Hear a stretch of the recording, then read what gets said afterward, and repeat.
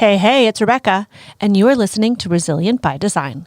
Today I interview Emanuela Schneider. She is Brazilian and American, and she is a social media manager for interior designers. She has a background in journalism and copywriting, which is very useful when you're working in social media. Not often do people pay attention to the copy, the words that are written, and I think that that's what's so unique about Emanuela. She specializes in Pinterest and Instagram management, including content creation. You are going to enjoy this episode because she gives us some tangible takeaways, things that you can actually act on with your Instagram account and your Pinterest. Later in the episode, we really get into the idea of Pinterest using that to elevate your brand, attract the right clients, and draw them to your other platforms like Instagram, which was something I really didn't know anything about. So enjoy this episode and let me know if you learned anything new. All right. I'm Rebecca Hay, and I've built a successful interior design business by trial and error, podcasts, online courses, and so many freaking books. Over the last decade, I've grown from an insecure student to having false starts to careers, and now I'm finally in the place where I want to be. Throughout my journey, it's been pretty obvious that I'm passionate about business and helping other entrepreneurs do the same. Each week, I'll share tangible takeaways from my own experience and the experiences of other badass women to help you build your confidence and change your business. Are you as tired as I am working in a bubble? I mean, shoot. It's time to maybe socially distance with other people. That is why I love coming to the Collective Workspace. If you are someone who is looking for a little bit of stimulation, a lot of beauty, the Collective Workspace is a really great place to go. It is a co-working space for designers, architects, and builders in Toronto, and they're opening a second location this spring. They have flex workspace and offices starting at $120 a month. There's boardrooms, a podcast booth, which is where I am right now, concierge storage, and a trade-only design library. You can find out more, or if you want to book a tour, go to thecollectiveto.com. Okay. Welcome, Emanuela. Tell us all about yourself. Hi, thank you. I'm so happy to be here. I'm a social media manager for interior designers. I work on Instagram and Pinterest specifically. Awesome. So tell me a little bit more. You just told me you're living in Brazil. Are you from Brazil? That's always a hard question because I keep moving from United States to Brazil, United States to Brazil. I was actually born in Washington, D.C., but my dad's American and my mom's Brazilian, and my entire mom's side of the family is here. So yeah, now I'm here. What's that been like during a pandemic in Brazil? Like, what's going on down there? I feel like I don't hear news of the rest of the world because everyone is so consumed with what's happening in their own little bubble. Is it crazy? Yeah. Like, is everything locked down? What's happening? I honestly wish it were more crazy because I feel like people just aren't really respecting. Really? Yeah, it's been bad. I think if you look at the statistics, Brazil is like the second worst. Obviously, United States is, but Brazil, I think, was always the second worst. Wow. Oh, man. Yeah. Well, I hope you're staying safe. So today I'm really excited to talk to you because you are like social media maven. And I know I talk a lot about marketing and social media in my Momentum course, which I did this past summer. And I talk about it in general, just at my designer meetups and all the time. But I mean, I don't do that for a living. So I'm excited to have somebody on the podcast who does that for a living, who can just share some knowledge, because I think that right now it's so interesting. We just had a designer meetup and the conversation turned to what's going to happen 2021. You know, the world is shifting, and we're definitely seeing this in Canada. I'm not sure about Brazil, but so much is moving online and so much more. And it's almost like something that would have happened naturally, right? Like the slow progression of the evolution of a society using technology. But because of the pandemic, it's almost in hyper speed. And so all of a sudden, like retailers all of a sudden have to open up a website so that you can order from them in order. It's like survival mode, right? And the internet is saving a lot of businesses. So we talked about that. And what does that look like for designers? Like, do you have any insight onto how you see that the industry changing a little bit since you see so much of it online? Yes, for sure. Actually, I even started this business during COVID. And right when I started, it was already pretty successful. I already had quite a few clients wanting to work with me because I feel like designers, were really relying on word of mouth specifically. And now it's still word of mouth, but it's word of mouth online. Right. Yeah. So you think that designers, so can you maybe expand a little bit on that? Like, what do you mean by online? Is that just like designers have to have a website? So do they need to have an Instagram account? Do they need to be on LinkedIn, Facebook, Pinterest, Twitter? Like there's a million places online. So maybe if you want to just expand a bit on that, what do you mean? What do you see? For sure. Honestly, I feel like it totally depends on their ideal clients and where their ideal clients are online. But what I've realized for most designers is Pinterest and Instagram. But you can't really connect with people using Pinterest. So the go-to platform for actual person-to-person connection is always Instagram. Yeah, so basically I've realized you can always just actually have real connections with your ideal clients using Instagram, but it's also really good for connections in all industry partners. So realtors, vendors, other designers as well. I've seen a lot of my clients actually build real relationships using Instagram. Yeah, I mean, I've definitely seen that. I think Instagram is a very powerful tool for as much as we complain about it. And it can be a bit of a comparison trap, and it can take you down a negative spiral if you're not careful. But it, for me, has been an incredible way to connect with people that I otherwise, like you, people that in Brazil, like it's really neat. Like that's how we connected, was on Instagram, right? And I actually have people that I would call my good friends now that I've connected and met and built a relationship initially through Instagram. So it is very powerful. We do have clients as well that see our work on Instagram and message us. I wouldn't say, though, that for my firm, that the bulk of the work comes from Instagram. Like our clients follow us, but it's not usually that they've found us organically on Instagram. It's happening a little bit, but I would say the bulk is so-and-so told me about you, and then I started following you. And then I guess I'm nurturing that relationship by them getting to know me.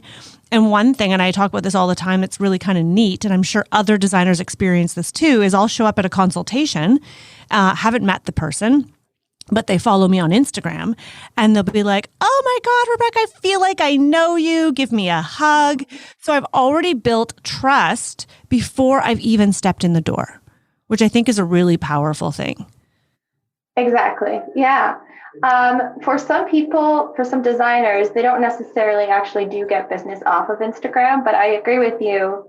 It is a place to build trust. So you should be posting there. But if you do or do not get clients from there, that's how much you know how much you should actually invest your time and energy on Instagram. Okay, so let's talk about Instagram specifically. What do you recommend? Like how frequently, I'm so curious because I hear from so many different people online, what you should, what you shouldn't do. What do you think? How many times, how frequently should we be posting to our feed on Instagram? I have heard you so many times say daily. I would say 3 times a week because if you do daily, first of all, it takes a lot of planning to actually create really good content daily. So either you're going to spend a lot of time or you're not going to have too much content to work with, or you're not going to have really good quality posts.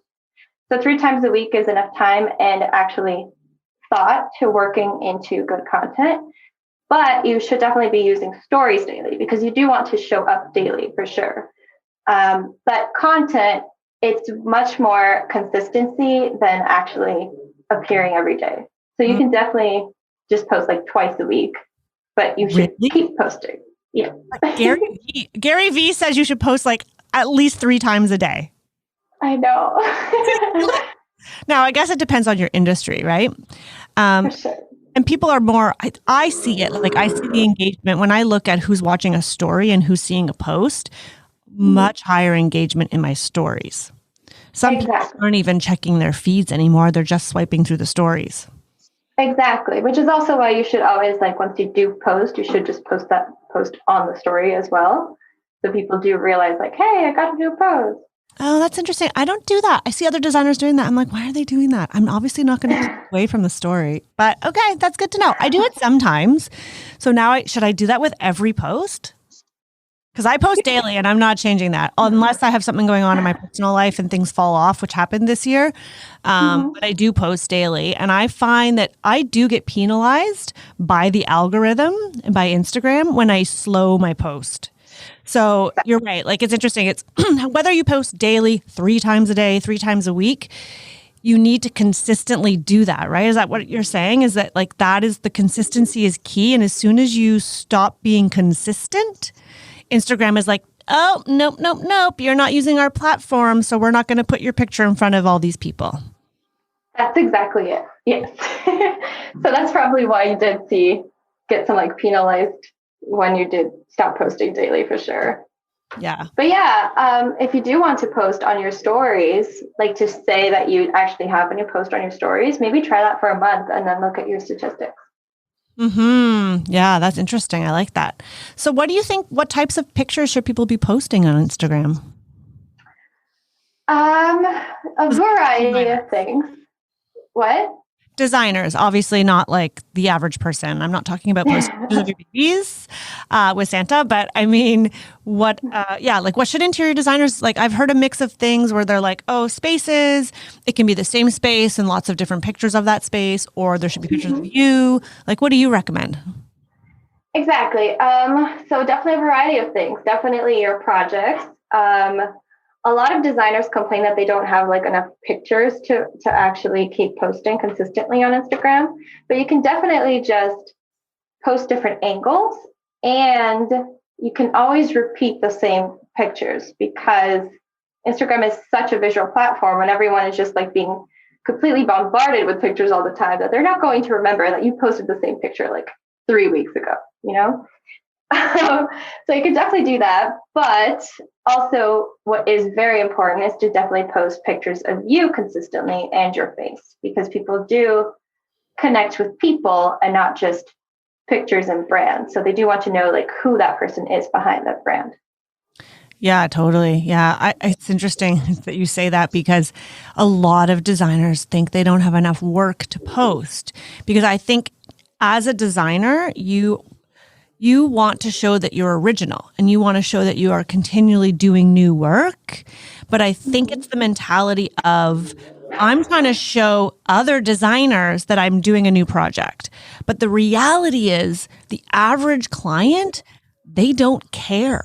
They don't care that you're showing the same space over and over again. It's the designers that might judge you, but who cares what the designers think? Because they're not your client. And I think as designers, we get kind of caught up in that sort of comparison trap loop. Like I've caught myself doing that. I'm like, oh, I keep showing this, I don't know, maple model home, but like, oh, I've done so many other things. Like I need to make sure that I'm filtering. I need to make sure that I evenly da. But really, the people who are potential clients, or at least the followers that aren't designers, don't care. They're not judging me saying, oh, you only have shown one space. I see designers that have this huge following and it's literally like the same 10 images of their home. Exactly. I'm like, how is that? But as a designer, I'm judging them thinking, well, that's ridiculous. I wouldn't hire you. You obviously have no experience. But I don't think homeowners look at it that way. No, they care about the actual image and what is in it. And not how many times it's posted. That was a good aha for me. I never thought of it that way until right now. So thank you, Emanuela. Oh, no problem. But yeah, you were totally right. A lot of designers get carried away with actually like, oh, what is that designer doing? I should be doing this. I should be doing that. And in reality, every person is different and every designer is different. Every business is different. And people don't really have like the same energy to be consistently posting like once a day, like you know. So people should just really think about, what do I need? What does my business need? And not really focus on the actual competition. Yeah. Easier said than done, right? Exactly. Okay, so that's good. I know a lot of people say that, like, put pictures of yourself. It's really important. Some people get camera shy. What I try to recommend to designers is, because most people don't do a lifestyle photo shoot the way I've done in the past, right? You can just get your interiors photographer, make sure. And I had a publicist last year who used to always like bug me about this, but she was so right. When you're doing a shoot of a space, make sure you get at least 2 images of yourself in that space. Yes. And you can have the interiors photographer do it. It may not be the best portrait shot because, to be honest, interiors photographers are not skilled, and they're not skilled. I take that back. They might be, but they don't necessarily come with the right equipment and lighting to do like a headshot photo shoot, but they can still capture you in the space. And I think those are some of the best pictures because people can see, okay, yeah, this is you in this space that you designed. Exactly. And you don't really need amazing pictures. You can always just edit on your phone. Sure. Yeah. Easier said than done. I spent like an hour trying to edit a picture and then I'm like, Vera, can you just do this for me? This is like, I'm getting anywhere. What about, I'm noticing a bit of a trend, not so much with designers in other industries or influencers and whatnot on Instagram being more candid. Do you have any thoughts on that? Is there something changing in Instagram? It's less professional. It's more off the cuff. Yes, exactly. Like they mix almost like a personal and professional Instagram into one. That's definitely the way to go because, like I said, people do connect with people and they want to know who you are. So they don't necessarily want you to be talking about design and beautiful work and all your projects every time. They do also want to know about you. Like, why did you become a designer? What do you do on the weekend? Which is why it's also important for you to actually define your ideal clients, because once you define your ideal clients and what they do, then you can talk about non-design things that actually relate to them. Yeah, totally. I mean, that's always the first pillar of any course that I teach is you got to know your client. Because without knowing, and it can be, I have to say, it sounds so much easier said than done to someone who's not a designer.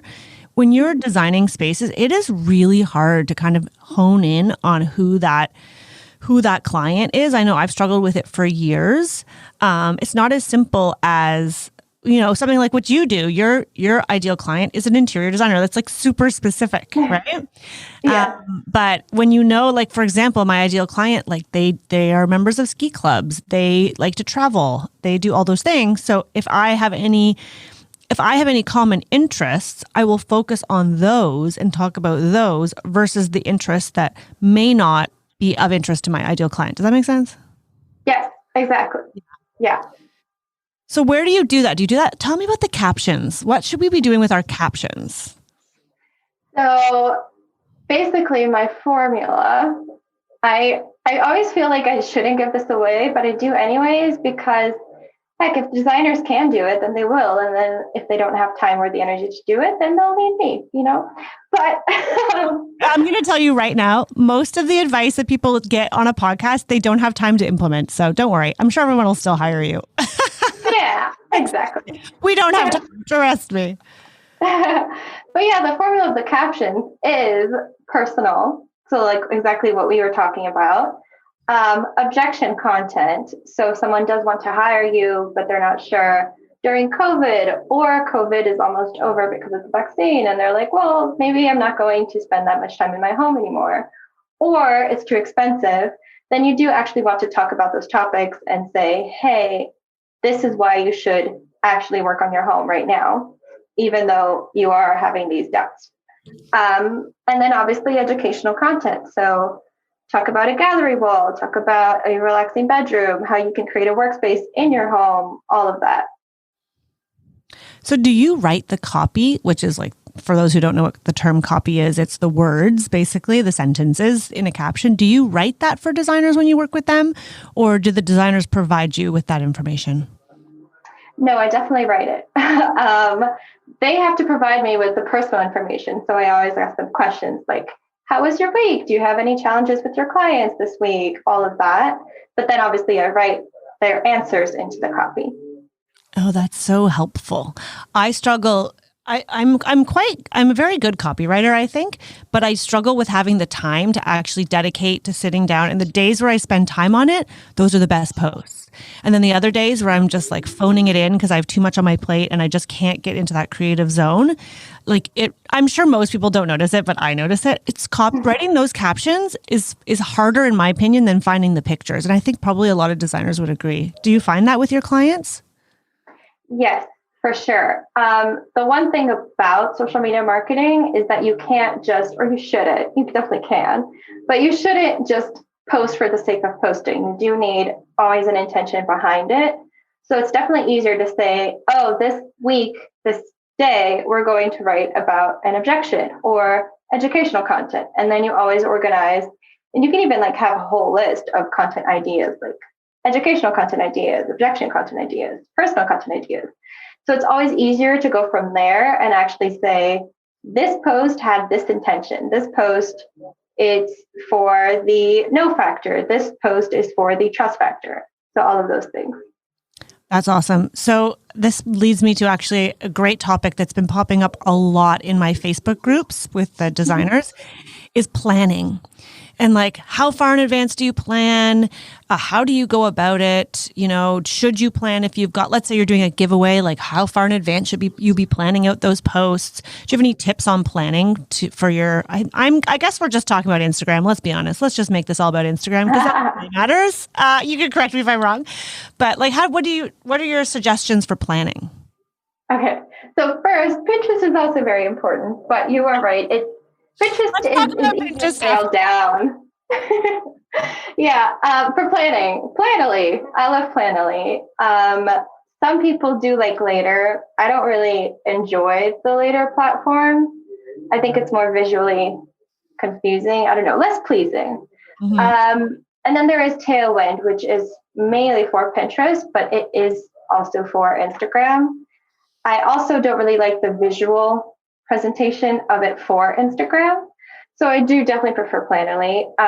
In terms of planning, I always do 1 week in advance, but it is definitely better to do 2 weeks in advance, especially if you're doing like a giveaway or something like that, for sure. It's better to plan because then you actually have like a marketing strategy behind just planning the content. So 1 week in advance. So what does that mean? So does that mean that by Friday, you've got everything lined up in Planoly for the week ahead? Yes, exactly. That's good. I'm always on Monday. My Monday mornings are like, write the captions for the week. And I'm already in the week. So I'm like, I do plan, but not enough in advance. Probably because I'm trying to do it on my own.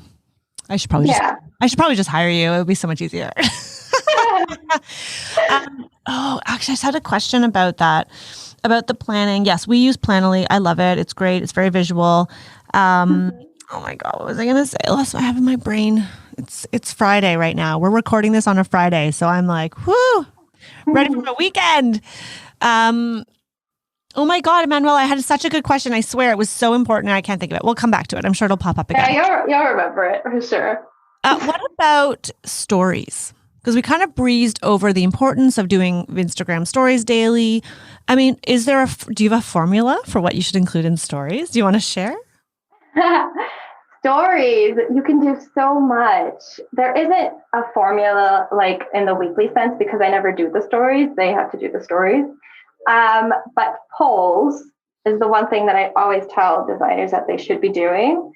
Because one, it does obviously create engagement, like people are going to engage with your polls, but you can also find your warm leads through the polls. So if people do answer and you have like an actual good question, like, how do you like your furniture? Are you thinking about getting new furniture? All of that. And then someone actually replies, yes, then you can actually reach out to them and say like, oh, hey, I saw that you answered my poll, and then start a question based on that. So I really love polls. Behind the scenes, though, I think is very important. So like you said, for the photo shoot, I think behind the scenes of photo shoot is always really fun. But also just actually going to vendors and looking at your actual materials that you're going to use, all of that is also very important. And then just day-to-day things like asking questions and appearing on video is definitely very important. People see your face. Mm-hmm. What would you say to the designers that are not really comfortable putting their face on stories? Do they have to do that? I would say yes. Honestly, that's it. I know it's a very annoying answer, but I would say yes. But it does take practice and it does take time. So once you do start doing it, you'll feel more comfortable doing it more frequently.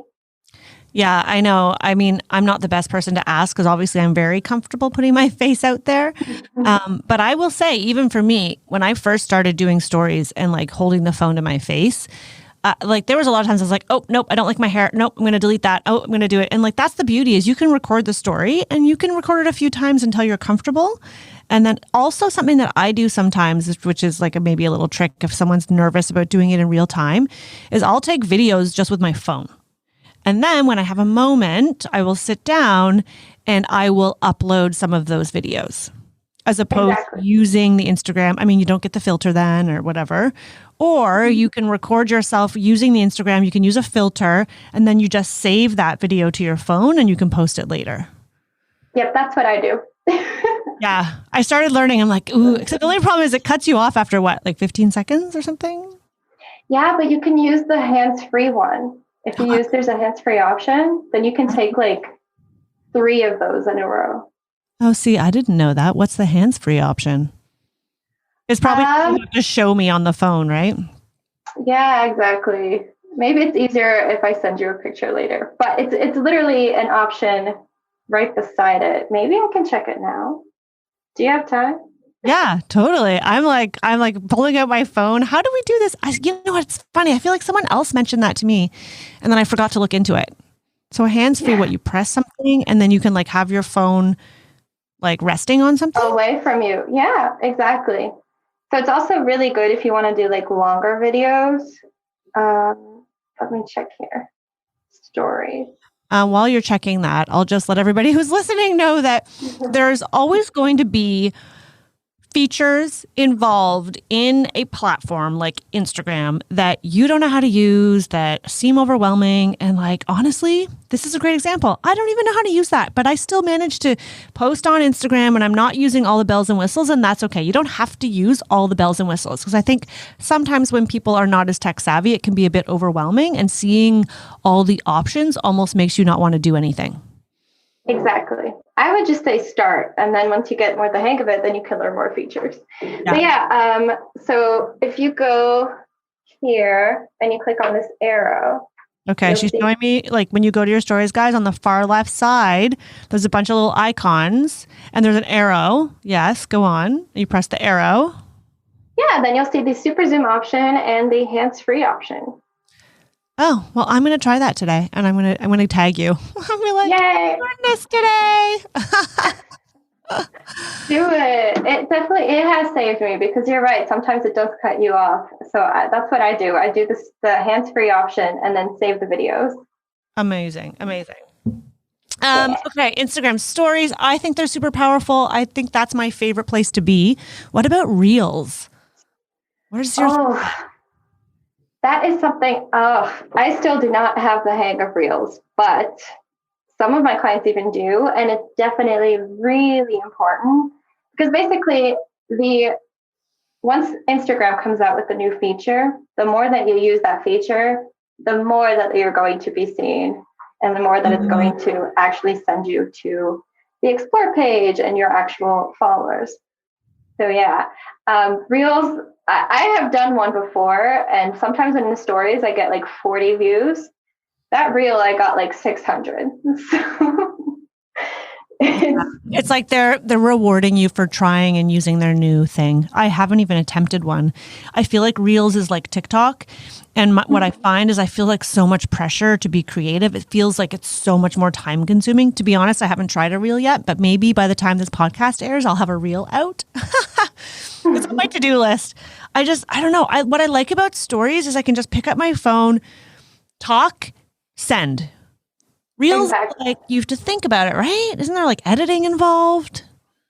A little bit. You can always just do simple reels as well. Like you can just use a story, but then put a music behind it and then some like just even like any text, and then you can just send it as a reel. Obviously, it's not going to be as fun and creative, but you're still using it, so you're still going to get the benefits. Yeah, that's the next frontier. Yeah. Okay, I do want to talk about Pinterest because I think this is something that's underutilized. But before we skip over to Pinterest, is there anything else that we're missing about Instagram that you want to share with us that we need to know as designers? I wrote a bunch of notes, so let's see. I already did talk about being intentional and actually posting with purpose. Yes, credibility. Oh, and reaching out. Oh, okay, so there's a few. Ooh, tell us all the things. So basically I always listen to your podcast if you don't know. Oh, thank you. Yeah, and in one of them you did talk about how designers and the like design community can sometimes come off as snooty, and that is something that you don't really want to do if you are trying to get clients on Instagram. So which is why it's the opposite of some people think, oh, marketing is all about being so good at it that clients will come to you versus you going to the clients.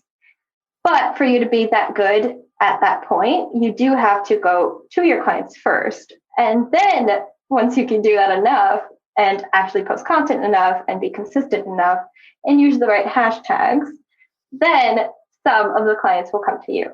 But what I'm saying is, like the polls on the stories and actually seeing like, hey, someone liked my picture and I don't know them. And then you should basically reach out to them and start a conversation and see. Same thing with actually building relationships with realtors and things like that. And another really great tip is if you are not just doing a design, but if you actually like want local clients, then you should actually go to the home decor stores on Instagram and actually see who is commenting and liking their pictures and then reach out to them as well. Ooh, I like that. That's like a clever hack. Like go to one of like, let's say here in Toronto, we have like a nice high-end furniture store. It's called LT. You could go and see who's commenting on their posts and you could cut out the middleman. I don't know. I mean, the thing is, if they're going to go buy their own furniture, they're probably not going to hire a designer, but maybe they will. I think that's really interesting. I never thought of doing something like that. It's like, it's that engagement, right? It's like engaging, it's being proactive. If I hear what you're saying correctly, it's being proactive and taking the time to go to other people's profiles to engage with their content because the people following them could be it's sort of an untapped pool of clients for you. Yes. And also the algorithm will actually start noticing that you do that. So then it'll show you to more people like them as well. Yeah. Oh, that scary algorithm. My gosh. Freaky. I know. Have you seen the movie on Netflix called The Social Dilemma? Yes, that also scared me. So crazy. So crazy. That made me rethink my entire business for like a tiny bit, just a tiny bit. I think it's important that movies like that are made. I don't think it means that we're all going to drastically change our behavior, but to be aware of what's going on. So if anyone hasn't seen that movie, this is not an ad for Netflix. I am not sponsored by Netflix. However, it is really great. It's called The Social Dilemma. You should check it out. Yeah. Okay. I want to talk about Pinterest because, this is like the final frontier for me. I feel like it's an untapped opportunity. I just feel maxed out with my capacity to do more. So tell us about Pinterest. Like, what is the deal? Most designers use Pinterest to pin images, inspiration for a project. Some designers share their Pinterest boards with their clients. We don't typically do that. What we do is we will create an internal board for a project, and then everyone on the team will pin to it, and we'll like use it to like keep our selections organized and create folders.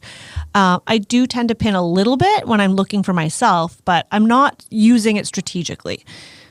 should I be? Tell us. Yes.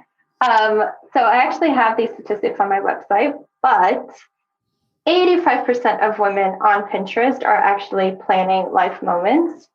So like big life changes. 43% of them actually plan on getting their ideal home in the next 5 years. And 89% of general Pinterest users are actually using it for purchase decisions. So, for example, right now, I'm also going to get a new apartment very soon. But but it's a small apartment. And so I did hire an interior designer, and I am using it to just basically get a bunch of inspirations and see what is good for small spaces. And that is generally what a lot of our actual Pinterest users are doing. So if I were to get one of those inspirational images and see like, hey, that's a Brazilian designer, maybe I'll contact them, you know? Mm-hmm. Cool. Oh my gosh. But like, honestly, how do you know you're reaching, like, how does it work? Do we just pin things that match our ideal design aesthetic? Do we post our own work on Pinterest? Like, what should a designer be pinning? So basically 70% of the content that you are pinning is not yours. You are just resharing pins. And that will basically get you out there, and it works with the algorithm and all that. And then people will see like, hey, this person pinned this content. And then 30% should be your own original content with your actual pictures and your website. And so once you click on it, people will go to your website. Hopefully you have a blog. Oh, does everyone need a blog? I thought everyone didn't need a blog. I mean, I have one. I don't post to it very regularly, though. Oh, that's a whole other topic. How many posts do I need on my blog? How does that work? Tell me. So you definitely do not need a blog. So you could definitely, be less stressed. But it would be the ideal situation is if you do have a blog, but you don't need it. And you can actually just link your pins to your Instagram, because either way, people aren't going to reach out to you through Pinterest.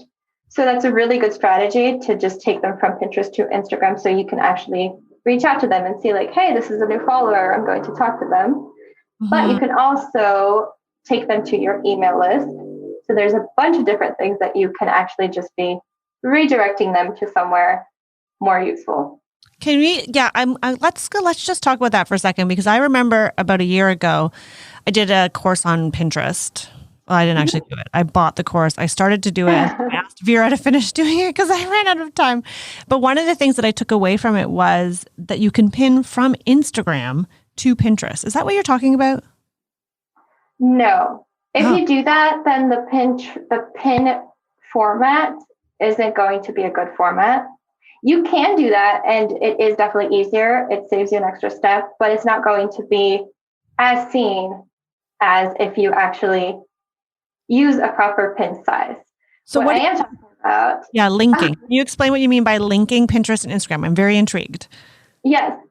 Basically, once you post on Instagram, you will have an actual link. So you can I usually do it from the desktop. I have not tried it using my mobile phone, so I don't know. But yeah, once you click on a post, you will have that URL, and then you just put that URL into the pin, because basically every pin directs them to a website. So usually, sorry, I'm just going to break this down like really simplified, just to see if I follow you. So you upload a photo from your portfolio to Pinterest, right? You write a little caption, and then the URL you've copied and pasted from your Instagram of that same picture. Yes. Doesn't necessarily have to be the same picture. Sometimes you can just like put a stock photo on Pinterest and direct it to the actual Instagram, but obviously it has to be related to what your post is about. But ideally it should be your own picture. So could I so I have not been doing this. This is really interesting. Can I go through my Pinterest and like edit pins and drop in that URL from Instagram now, or is it too late? Yeah, you can definitely do that. Oh, I like this. So can I just do like the Instagram.com/Rebecca Hay Designs and that's it? Or is that the link?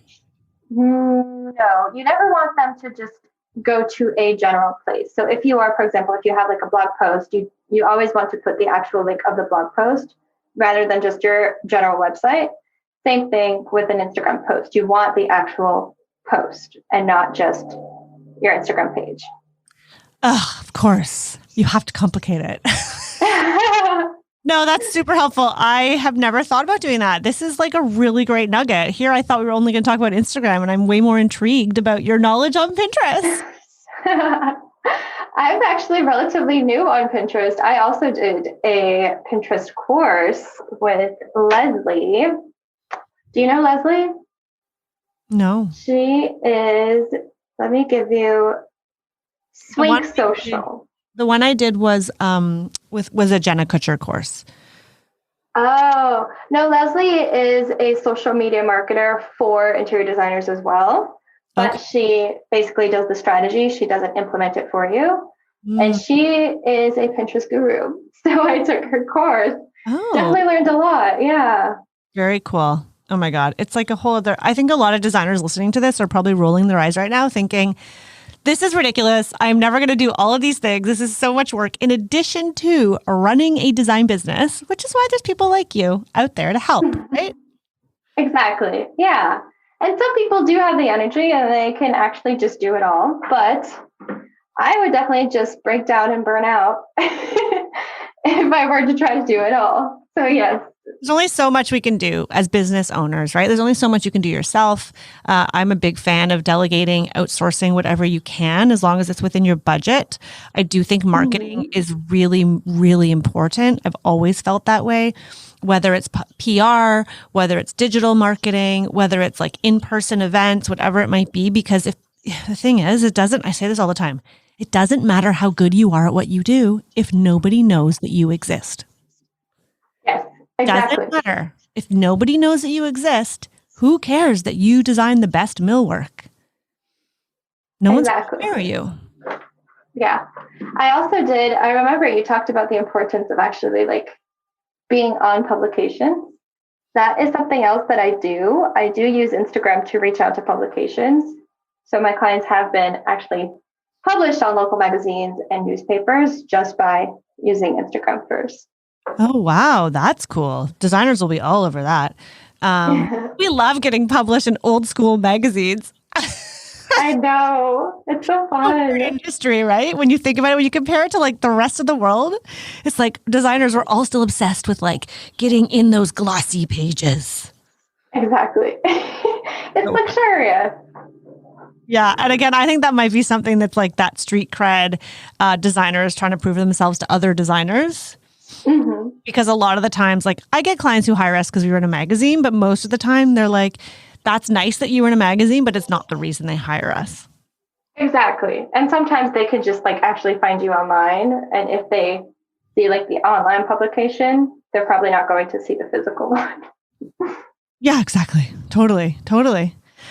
Okay, so our time is running out, but before we close off, I would like to ask you to share, do you have any last nugget of wisdom to share with my listeners? Yes. See, that's funny. You gave me this entire time to like think about it, and I just thought about it. But yeah, be yourself. Just basically don't try to be any other type of designer that you see, and find your own unique selling point and just be yourself. Aw, that's really nice. I agree with you. I think it's really important. I think some of us are scared to be ourselves for fear that, well, this is what I see everybody else doing. So I should probably fit into that mold because that seems to work. But what you don't know is if you just do you, do you. Serious, as my friend Tiffany would say, Rebecca, you do you. I'm like, I don't even know what that means, but I'm going to do what I feel like doing. She's like, yeah, that's what that means. You will be surprised that people will become attracted to who you are without you copying what you see out there. Exactly. Yeah. Yeah. I feel like people are honestly more attracted to that uniqueness. Yeah. I mean, I've said this before, but when I first started being very raw and real on Instagram stories after I had my second child, and I was just like on there, no makeup, was like, I'm effing tired. This is my life. And it really resonated with a lot of other new moms. But I had people in my life tell me that I should not be doing that. I had people whose opinions I valued too, telling me or asking me, why are you doing this on Instagram? Like, oh my God, no makeup. Why would you do that? Now it's like a big trend, no makeup. And like, why? Like, nobody wants to hear you complain. I was told that. Nobody wants to hear you complain. We're all going through it. Just deal with it. And I was very hurt because I was like, well, I'm just being me, and being me is like putting it all out there. And I've always been that way. It's just who I am. And finally, I have this outlet and this platform. And so I pulled back and I stopped being me for a while because I thought I need to wear blazers. I need to be buttoned up. I need to look like this other model that I've seen for a design firm. And I need to be like them. And then my engagement kind of dropped. And I was getting less people like commenting and engaging because now I'm less real to them. Because if I was naturally that buttoned up blazer person, that would be one thing, but I'm not. So I love that you say that. Just be yourself. Sometimes you just got to do it in little bits because it sounds so silly, but it's actually quite hard in our world, in our society, to just be who we are. But I think that the world is changing, and I think social media has been, for better or for worse, a huge catalyst to that change. And I think especially for women right now, and I'm going to get really like passionate for a second here, but I do think that for women, the world is changing. And I know there are some men who listen to this podcast, so you can just skip ahead. But if you are a woman and you are in the interior design industry, the world is changing. You can be more real. You can be more yourself. You can wear jeans or Lululemons. It's not what it was. And I think that's a fantastic thing. I think you can be exactly who you want to be without the same fear of judgment that existed. People are always going to judge you. That's just part of life. But I do think it's a really great time for women in the world, at least in, our Western society. And I think it's exciting. And I think it's a great opportunity to just put yourself out there. You are just amazing with your words. I got goosebumps. Oh, good. I felt passionate there for a moment. I thank you so much, Emanuela, for sharing your wisdom. I think a lot of designers are going to take away some great nuggets from this conversation. Can you let everybody know where they can find you in case they're interested in hiring you to do all the things for them? Yes, mainly on Instagram, marketing interior designers. Very straightforward. And then my website is manuschneider.com. So and we'll put that in the show notes. So if anybody's curious how to spell that. Yeah, that sounds good. That's better. Well, thank you so much again. Enjoy living in Brazil. At least the weather's probably much nicer there this time of year. Oh, I miss Canada. I miss snow. We don't have any. At the time of this recording, there's no snow where I live, so you're not missing. Oh, okay. Well, there you go. But enjoy winter. Yeah, totally. Well, thank you very much, girl. And I look forward to sharing in your successes and seeing as your business grows too, because it's still a relatively new business. It's exciting to see. And if any designers have questions, you can reach out to Emanuela directly, and I'm sure she can help you. Awesome. Thank you so much. All right. Wasn't Emanuela really helpful? I mean, there were some very specific bits of information there that I hadn't really considered. The idea of linking my Instagram account to my Pinterest. I mean, I am going to start doing that. Oh my golly. The other thing that really resonated with me is when she talks about the type of Instagram post to do. And I like that she talked about that formula. I think it was personal, objection, education. But what stood out to me was the objection part. And how do you tackle potential objections that your potential or ideal client might have to hiring you right now? And just tackling those head first in the captions that you write on Instagram. I thought that was interesting. I certainly do not do that enough. I think I've maybe done it once or twice in the past year. I also was shocked to hear her say that you only need to post 3 times a week. That would make my life a lot easier. I don't know. If I'm going to do it, Emanuela. We'll have to see. Anyhow, thanks for chiming into this episode. If you want to find out more about Emanuela, you can go to the show notes and follow her on Instagram. And please leave a review. I would love it if you could review this podcast. It's been a while. It's a new year. We need some new reviews. Share it on social, share it with your friends, and I will see you guys soon.